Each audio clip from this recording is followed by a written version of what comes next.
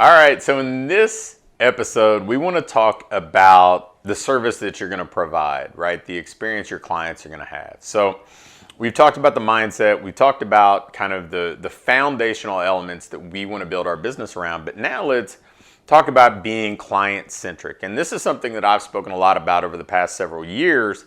And I think it became maybe more prominent than ever over the past 12 to 18 months, the need to be focused on the client, because let's face it, the tools that we were using, that atmosphere that we were in such great control of inside a facility, a lot of that kind of had to be put on the back burner for a while, and it became about us and the clients. It was no longer about bringing in clients into this setting where we had access to our whole kind of warehouse full of fancy equipment, and we were able to kind of choreograph everything. It became us being more sensitive to the client's needs, us really kind of meeting them where they were, whether it came to what they had access to train with, or the things they needed help with, or really the way they were feeling overall through these unprecedented times. So as we go forward, I think it would be wise if you, especially if you're an independent business owner, which most of the people that I work with are, if you are focused on being client-centric, not falling in love with thinking, hey, this particular tool, this system, this is what's magic. In fact, if you look at most of the people who who we see as leaders in the industry, the people that we feel like are maybe at the top of their game professionally, if you go back and look at the things that they were doing with clients 5 years ago and the things they're doing with clients now, it evolves. It evolves very quickly. And, I've been able to watch some of the best really kind of, I wouldn't necessarily always say pivot in the way that they were serving their clients, but definitely take steps forward where you could look back at a program and say, man, that doesn't really look like it looked a handful of years ago. And what that speaks to in my mind is being very client-centric, really saying, okay, I am always putting the client first. I'm always saying, okay, what do they need? How can I best serve them? How can I best move them from where they are to where they aspire to be? And if we think with that mindset, we're going to be so much better off.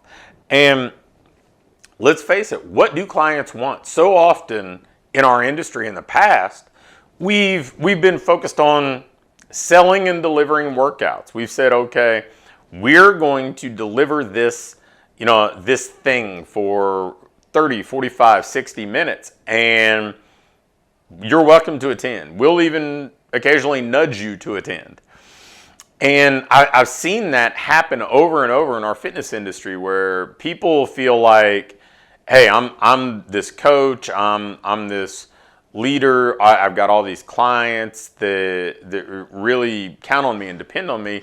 But in many cases, and if this is you, take it for what it is, it looked a lot like what I saw in group exercise classes in the late 90s and early 2000s. It just was, hey, people walk into the group X room and join the workout and walk out. Maybe they mingle a little bit at the end and then they walk out and go home. And it wasn't about the client. It was about the instructor, right? It was about the gym. And that was just free. It was like included with the gym membership. And now, we've pulled that out, thrown it in a light industrial space and charged $150 a month for it. And ultimately, that bubble's going to burst, right? Like, let's face it, people, just like in the health club world, the Planet Fitness has kind of recognized that, hey, you know what? We can charge $10 a month to rent people access to stuff. And now people weren't going to Bally's and signing up for $49 a month on 3-year commitments or anything like that. All that has evolved, and the market is evolving now. People can get workouts anywhere, right? People can access workouts on their phone. There are plenty of online competitors that are selling highly marketed workouts from high-profile trainers on equipment that these companies provide.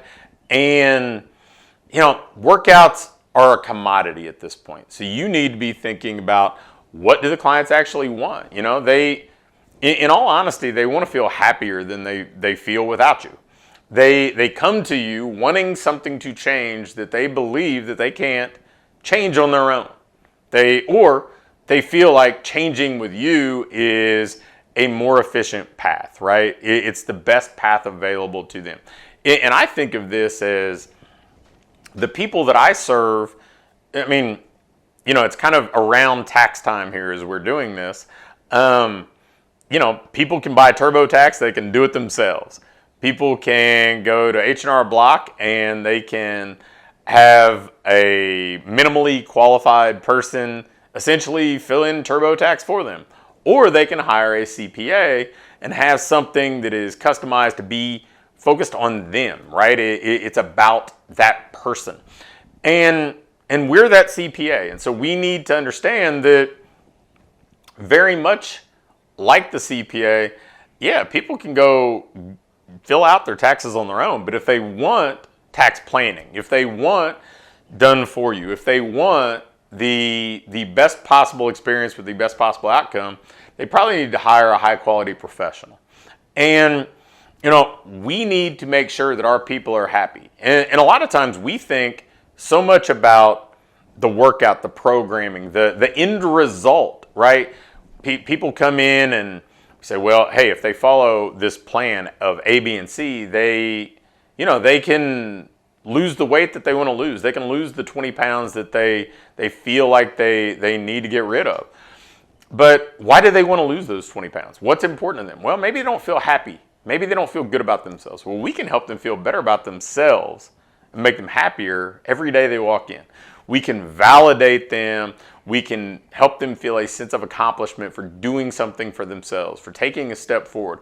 We can make them feel appreciated. We can make them feel important in a world where, man, we got plenty of people around, but they're all staring at their phones, or maybe at home they feel underappreciated, or at work they feel underappreciated. Well, we can make them feel like they're the centerpiece of our day. And if you're building a service that allows you to do that, like, you may think, hey, that's still talking about the fundamentals you talked about in the last episode. Well, to a degree it is, but when you're building your service, this needs to be part of it, right? A lot of times people get so caught up in the program design, they forget about the fact that, this is about client experience, and we've got to mesh the two. The program design matters, but the client feeling good about their experience with you long enough to stay the course with the program to get the result they want is paramount. Because you could have the best program in the world, but if they don't execute it, it doesn't matter. So we need to make sure people feel great about their experience with us. And we need to take care of the people that hire us, because all too often, I've seen in our industry, people will sit down and they'll go through this really precise diagnostic sales consultation. They'll say, hey, we're going to help you do A, B, and C. We're going to really help you escape these things that you are unhappy with now and get to this place that you're really excited about. And what's interesting about it is there are all these kind of implied promises. And then it's just, hey, okay, I'm going to dump you into this group. Good luck. Wish you the best.